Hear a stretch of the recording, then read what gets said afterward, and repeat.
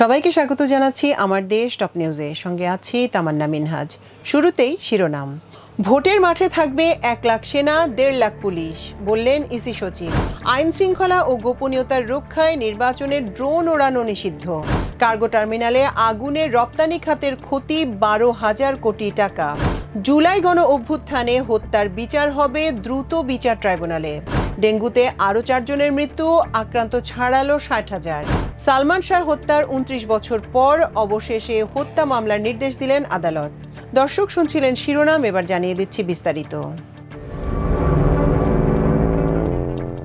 ত্রয়োদশ জাতীয় সংসদ নির্বাচন অবাধ, অংশগ্রহণমূলক ও সুষ্ঠুভাবে অনুষ্ঠানের লক্ষ্যে 90,000 থেকে 1 লাখ সেনা সদস্য, 1.5 লাখ পুলিশ সদস্য এবং 5.5 থেকে 6 লাখ আনসার সদস্য নিয়োজিত থাকবে বলে জানিয়েছে নির্বাচন কমিশনের সিনিয়র সচিব আক্তার আহমেদ। সোমবার আগারগাঁওয়ে নির্বাচন ভবনে আইন শৃঙ্খলা বাহিনীর প্রতিনিধিদের সঙ্গে বৈঠক শেষে সাংবাদিকদের এ তথ্য জানান তিনি বলেন, সংসদ নির্বাচনে ভোটে আগে পরে 8 দিন মাঠে থাকবে আইন শৃঙ্খলা বাহিনীর সদস্যরা। আইন শৃঙ্খলা বাহিনী থেকে নির্বাচনের পরিবেশ নিয়ে কোনো ধরনের উদ্বেগের কথা জানানো হয়নি বলেও জানিয়েছেন তিনি। ভোট প্রস্তুতির মধ্যে আইন শৃঙ্খলা বাহিনীর শীর্ষ ব্যক্তিদের নিয়ে এএমএম নাসির উদ্দিনের নেতৃত্বাধীন ইসির প্রথম বৈঠক অনুষ্ঠিত হলো। এতে 4 নির্বাচন কমিশনার, ইসি সচিব উপস্থিত ছিলেন। আসন্ন ত্রয়োদশ জাতীয় সংসদ নির্বাচনে ড্রোন ব্যবহার নিষিদ্ধের সিদ্ধান্ত নিয়েছে নির্বাচন কমিশন। নির্বাচনে আইন শৃঙ্খলা ও গোপনীয়তার রক্ষার স্বার্থে এই সিদ্ধান্ত নেওয়া হয়েছে বলে ইসির আইন শৃঙ্খলা সংক্রান্ত সভার কার্যপত্রে উল্লেখ করা হয়েছে। ইসির নির্বাচন পরিচালনা 2 অধিশাখার উপসচিব মোহাম্মদ মনির হোসেন স্বাক্ষরিত কার্যপত্রে বলা হয়েছে, ড্রোন একটি আধুনিক প্রযুক্তি হলেও নির্বাচনকালীন এর ব্যবহার নানা ধরনের ঝুঁকি ও অসুবিধা তৈরি করতে পারে। ড্রোন ব্যবহার নিষিদ্ধ করার 4টি প্রধান কারণ হল গোপনীয়তার লঙ্ঘন, নিরাপত্তার ঝুঁকি, আইন ও বিধি লঙ্ঘন এবং ব্যক্তিগত তথ্য চুরি। ড্রোন ব্যবহার করে ভোটারদের ব্যক্তিগত স্থান, অফিস কিংবা ভোট কক্ষ পর্যবেক্ষণ করা সম্ভব, যা ভোটের গোপনীয়তার রক্ষার অধিকারকে লঙ্ঘন করতে পারে। অননুমোদিত ড্রোন ব্যবহার করে বিপজ্জনক বস্তু বা বিস্ফোরক বহন করা সম্ভব, যা ভোট কেন্দ্রের নিরাপত্তা ও জনসমাগমের ওপর হামলার ঝুঁকি তৈরি করে। ড্রোন পরিচালনায় কিছু আইনগত নিয়ম রয়েছে, কিন্তু অনেকেই তা অনুসরণ করে না। ফলে নির্বাচনী এলাকায় অনিয়ন্ত্রিতভাবে ড্রোন উড্ডয়ন আইন শৃঙ্খলার জন্য হুমকি হতে পারে। এছাড়া ড্রোনের মাধ্যমে ভোট দানের ছবি বা ভিডিও ধারণ করে তা অপব্যবহার করার আশঙ্কা থাকে, যা নির্বাচনের বিশ্বাসযোগ্যতা নষ্ট করতে পারে। দেশের গুরুত্বপূর্ণ অবকাঠামো শাহজালাল আন্তর্জাতিক বিমানবন্দরের কার্গো টার্মিনালে ভয়াবহ আগুনের ঘটনায় দেশের রপ্তানি খাত মারাত্মকভাবে ক্ষতিগ্রস্ত হয়েছে। প্রাথমিকভাবে ধারণা করা হচ্ছে এই ঘটনায় প্রায় $1 বিলিয়ন বা 12,000 কোটি টাকার ক্ষতি হয়েছে। সোমবার রপ্তানি ও শিল্প খাত সংশ্লিষ্ট সংগঠনগুলোর সম্মিলিত platform exporters association of Bangladesh এক জরুরি সংবাদ সম্মেলনে এ তথ্য জানায়। সংবাদ সম্মেলনে সভাপতিত্ব করেন সংগঠনের সভাপতি মোহাম্মদ হাতেম। ইএবি সভাপতি মোহাম্মদ হাতেম বলেন, এই অগ্নিকাণ্ডের ফলে শুধু ব্যবসায়ী নয়, সরকারও বড় আর্থিক ক্ষতির মুখে পড়েছে। আন্তর্জাতিক ক্রেতাদের আস্থা নষ্ট হয়েছে এবং বাজার হারানোর আশঙ্কা তৈরি হয়েছে। ইএবি সভাপতি বলেন, আমরা চাই এ ঘটনার পূর্ণাঙ্গ তদন্তের পর সরকার ক্ষতির সঠিক পরিমাণ নিরূপণ করে দ্রুত পুনর্গঠনমূলক পদক্ষেপ গ্রহণ করুক। শাহজালাল বিমানবন্দর দেশের রপ্তানি বাণিজ্যের হৃৎপিণ্ড, এখানে এমন অঘটন আমরা আর দেখতে চাই না। সংবাদ সম্মেলনে নেতারা বলেন, শাহজালাল আন্তর্জাতিক বিমানবন্দরের কার্গো হ্যান্ডলিং জোন দেশের রপ্তানি বাণিজ্যের প্রাণকেন্দ্র। সেখানে কোটি কোটি ডলারের পণ্য প্রতিদিন ওঠানামা করে। এমন একটি সংবেদনশীল স্থানে আগুন নিছক দুর্ঘটনা নয়, বরং এটি নিরাপত্তা ব্যবস্থার ভয়াবহ দুর্বলতার প্রতিফলন। জুলাই গণ অভ্যুত্থানকালে সংঘটিত হত্যার অভিযোগে দায়ের করা মামলার বিচার হবে দ্রুত বিচার ট্রাইব্যুনালে। তবে এর মধ্যে আন্তর্জাতিক অপরাধ ট্রাইব্যুনালে বিচারাধীন মামলাগুলো থাকবে না। এছাড়া হত্যা সহ অন্যান্য গুরুতর অপরাধের অভিযোগে দায়ের করা মামলার প্রসিকিউশনের কার্যক্রম সুষ্ঠু গতিশীল করার বিশেষ কমিটি কাজ করবে। আজ সোমবার আইন মন্ত্রণালয়ের সংবাদ বিজ্ঞপ্তিতে এ তথ্য বলা হয়।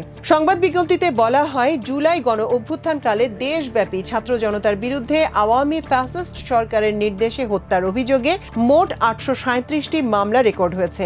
এর মধ্যে 45টি মামলার বিচার কাজ আন্তর্জাতিক অপরাধ ট্রাইব্যুনালে চলছে। এছাড়া দেশের বিভিন্ন ফৌজদারি আদালতে পুলিশ ইতিমধ্যেই 19টি হত্যা মামলায় অভিযোগপত্র দাখিল করেছে। এসব হত্যা মামলা দ্রুত বিচার ট্রাইব্যুনালের আইন 2000-এর 10 ধারার বিধান অনুযায়ী বিচারের জন্য দ্রুত বিচার ট্রাইব্যুনালে পাঠানোর সিদ্ধান্ত হয়েছে। পাশাপাশি হত্যা সহ অন্যান্য গুরুতর অপরাধের অভিযোগে দায়ের করা মামলাগুলো প্রসিকিউশনের কার্যক্রম সুষ্ঠু ও গতিশীল করার লক্ষ্যে আইন ও বিচার বিভাগের অতিরিক্ত সচিবের নেতৃত্বে একটি কমিটি গঠন করেছে আইন মন্ত্রণালয়। দেশে এডিস মশাবাহিত ডেঙ্গু জ্বরে আক্রান্তের সংখ্যা 60,000 ছাড়িয়েছে। সর্বশেষ 24 ঘন্টায় নতুন করে 942 জন ডেঙ্গু রোগী হাসপাতালে ভর্তি হয়েছেন। এ নিয়ে চলতি বছরে এখন পর্যন্ত দেশে ডেঙ্গুতে আক্রান্তের সংখ্যা দাঁড়ালো 60,791। একই সময় ডেঙ্গুতে আরও 4 জনের মৃত্যু হয়েছে। আর এখন পর্যন্ত ডেঙ্গুতে মারা গেছেন 249 জন। সোমবার বিকেলে স্বাস্থ্য অধিদপ্তরের প্রকাশিত দৈনিক প্রতিবেদনে এ তথ্য জানানো হয়েছে। মারা যাওয়া 4 জনের মধ্যে 2 জন রাজশাহী বিভাগের, একজন ময়মনসিংহ বিভাগের এবং একজন ঢাকা দক্ষিণ সিটির। এ সময় হাসপাতাল থেকে ছাড়পত্র পেয়েছে 891 জন।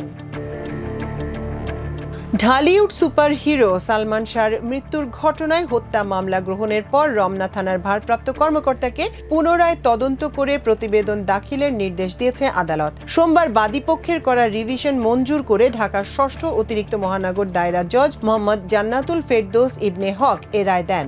1996 সালের 6 সেপ্টেম্বর মাত্র 25 বছর বয়সে মারা যান সালমান শাহ। অভিনেতার হঠাৎ মৃত্যুকে আত্মহত্যা বলে দাবি করেন তার সাবেক স্ত্রী সামিরা হক, যা মেনে নেয়নি নায়কের পরিবার। 1997 সালের 24 জুলাই ছেলেকে হত্যা করা হয়েছে অভিযোগ করে মামলা করেন সালমানের বাবা কমরউদ্দিন আহমেদ চৌধুরী।